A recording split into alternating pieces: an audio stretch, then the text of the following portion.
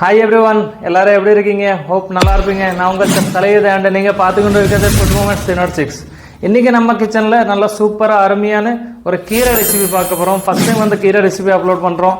அதாவது மார்னிங் வந்து நம்ம பக்கத்து தெருவோடு வந்து எக்ஸல்ல வருவாங்க, நிறைய அண்ணன்மார் வருவாங்க, கீரை கீரை கீரை கீரை அப்படின்னு சொல்லி வருவாங்க பார்த்தீங்களா?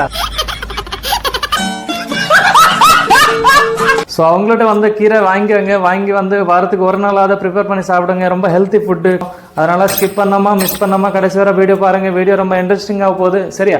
இதுவரை யாரெல்லாம் சேனலில் புதுசாக இருக்கிறீங்க கண்டிப்பாக சப்ஸ்கிரைப் பண்ணி சேனலை சப்போர்ட் பண்ணிக்காங்க. பக்கத்தில் இருக்க பெல் பட்டன் ப்ரெஸ் பண்ணி வச்சுக்காங்க. அப்போ தான் உங்களுக்கு அடுத்த அழகான ரெசிபி எல்லாம் மிஸ் பண்ண பார்க்கலாம். ஸோ டைம் வேஸ்ட் பண்ண வேண்டாம், வாங்க வீடியோக்குள்ளே போகலாம். பேர சொல்றா, ஏன் பேர் தெரிய மாடி வாங்க மாட்டியா? என்ன அச்சுரியாடே கமிட் ஆயிட்டேனே. ஸோ ஓகே, ஃபஸ்ட்டு அடுப்பு பற்ற வச்சிடலாம். இன்க்ரீடியன்ஸ் வந்து எல்லாமே டெஸ்கிரிப்ஷன் பாக்ஸில் தெளிவாக போட்டிருக்கோம், செக் பண்ணி நீங்கள் எடுத்துக்கலாம். குவான்டிட்டி வந்து உங்களுக்கு தகுந்த நீங்கள் அப்டேட் பண்ணிக்காங்க. ஸோ மண்சட்டி வச்சுருக்கேன், எனக்கு பிடிச்ச மண்சட்டி பாருங்கள். மண்சட்டியில் வந்து குக் பண்ணுறோன்னா ரொம்ப அருமையாக இருக்கும், நேச்சுரலான டேஸ்ட்டு கிடைக்கும். ஸோ இதில் ஃபஸ்ட் வந்து தேங்காய் எண்ணெய் ஊற்றிக்கலாம். தேங்காய் எண்ணெய் வந்து கரெக்டாக ஒரு 2 கரண்டி தேங்காய் எண்ணெய் உங்ககிட்ட இருந்துச்சுன்னா யூஸ் பண்ணிக்கோங்க, இல்லைனா ஸ்கிப் பண்ணிக்கோங்க, பிரச்சனை இல்லை. ஸோ இந்த ஆயில் சூடாகணுன்னு ஃபஸ்ட்டு வந்து உளுந்தும் கடுக்கும் பாருங்கள், ஒரு கரண்டி அளவு ஆட் பண்ணிக்கலாம். அடுத்தது அதே அளவு ஜீரகம் ஆட் பண்ணிக்கலாம். அடுத்தது லைட்டாக ஒரு 10 லீவ்ஸ் கருவேப்பிலை ஆட் பண்ணிக்கலாம். அடுத்தது வந்து சின்ன பூடு பாருங்கள். வடை பூடுனா ஒரு 5 பீஸ் போதும், சின்ன பூடுனா ஒரு 10 பீஸ் பூடு நைஸாக நெருக்கி இதே மாதிரி ஆட் பண்ணிக்கோங்க. அடுத்தது ஒரு வத்தல் இப்படி பொடிசாக வெட்டி போட்டுடலாம், கை வச்சு கிளி போட்டாலும் ஓகே. இது அப்படியே லைட்டாக வதக்கலாம். இந்த பூடு வந்து கலர் மாறுற அளவு வதக்கணும். சரி, அந்த பூடோட ஃப்ளேவர் வரணும். அதுக்கப்புறம் வந்து வெங்காயத்தை ஆட் பண்ணிக்கலாம். ஓகே, இந்த பூடு வந்து லைட்டாக கலர் மாறிட்டு நல்ல ஃப்ளேவர் வர ஆரம்பிச்சுட்டு இந்த நேரம் வந்து வெங்காயம் ஆட் பண்ணிக்கலாம். வெங்காயம் பாருங்கள், ஒரு 20 பீஸ் சின்ன வெங்காயம் 2-3 ஆகிட்டு கட் பண்ணி வச்சுருக்கேன், இதே அப்படியே ஆட் பண்ணிடலாம். இந்த வெங்காயம் வந்து லைட்டாக கலர் மாறினோன்னு ஒரு 2 தக்காளி சின்ன டைசஸாக கட் பண்ணியிருக்கோம், இதே அப்படியே ஆட் பண்ணிடலாம். கொஞ்சோண்டு தேங்காய் இதே அப்படியே ஆட் பண்ணிடலாம். இப்போ வந்து தேவையான அளவு சால்ட் ஆட் பண்ணிக்கலாம். சால்ட்டு வந்து ஒரு கரண்டி ஆட் பண்ணியிருக்கேன். கல்லுப்பு தான் வச்சுருக்கேன், கல்லுப்பு கொஞ்சம் காட்டும் நல்லாயிருக்கும். ஸோ சால்ட் அவங்க டேஸ்ட்டு தக்கன யூஸ் பண்ணிக்கோங்க. ஒவ்வொரு இடத்துல ஒவ்வொரு பிராண்ட் இருக்கும், ஒவ்வொரு காட்டும் இருக்கும். ஸோ உங்களுக்கு டேஸ்ட்டு தக்கன நீங்கள் சால்ட் ஆட் பண்ணிக்கோங்க.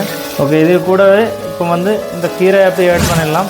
இது வந்து ஒவ்வொரு இடத்துல ஒவ்வொரு பேர் சொல்லுவாங்க. சில இடத்துல சிவப்பு கீரை சொல்லுவாங்க, சில இடத்துல தண்டுங்கீரை சொல்லுவாங்க. ஸோ உங்கள் ஏரியாவில் என்ன பேர் சொல்கிறாங்க கண்டிப்பாக கீழே கமெண்ட் பாக்ஸில் நீங்கள் டைப் பண்ணிக்கலாம். சரியா?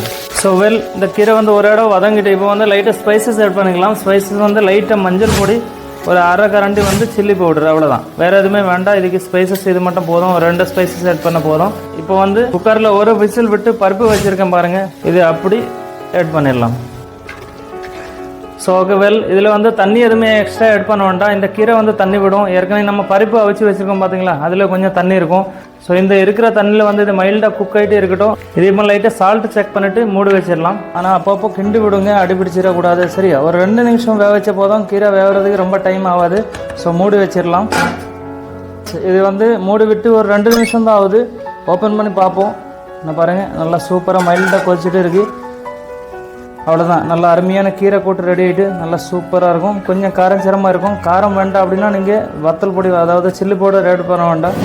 இது வெள்ளை சாதத்தோடு வச்சு சாப்பிடும் போது ரொம்ப சூப்பராக இருக்கும். ஸோ ரொம்ப ஹெல்த்தியான டிஷ்ஷு. கண்டிப்பாக வாரத்துக்கு ஒரு நாளாவது ட்ரை பண்ணுங்கள். லைட்டாக மல்லியெல்லாம் தூவி விட்டுட்டு லைட்டாக காயப்பொடி பாருங்கள், ஒரு 2 பிஞ்ச் காயப்பொடி ஆட் பண்ணிவிட்டு அப்படி லைட்டாக கிண்டி விட்டுட்டு ரிமூவ் பண்ணிடலாம். அவ்வளோதான். பாருங்கள், நல்லா கட்டியாக நல்லா சூப்பராக இருக்குது. ஸோ ஓகே டியர் வியூவர்ஸ், நல்லா சூப்பரான அருமையான கீரை கூட்டு எப்படி இருந்துச்சு கண்டிப்பாக கீழே கமெண்ட் பாக்ஸில் டைப் பண்ண மறந்துடாதீங்க. அதே மாதிரி நீங்கள் எங்கேருந்து பேசுகிறீங்க, உங்கள் பேர் என்ன பேர், அதுவும் சேர்த்து டைப் பண்ணிக்கோங்க. அப்போ தான் உங்களுக்கு ஒரு தேங்க்ஸ் சொல்கிறதே வாய்ப்பு கிடைக்கும்.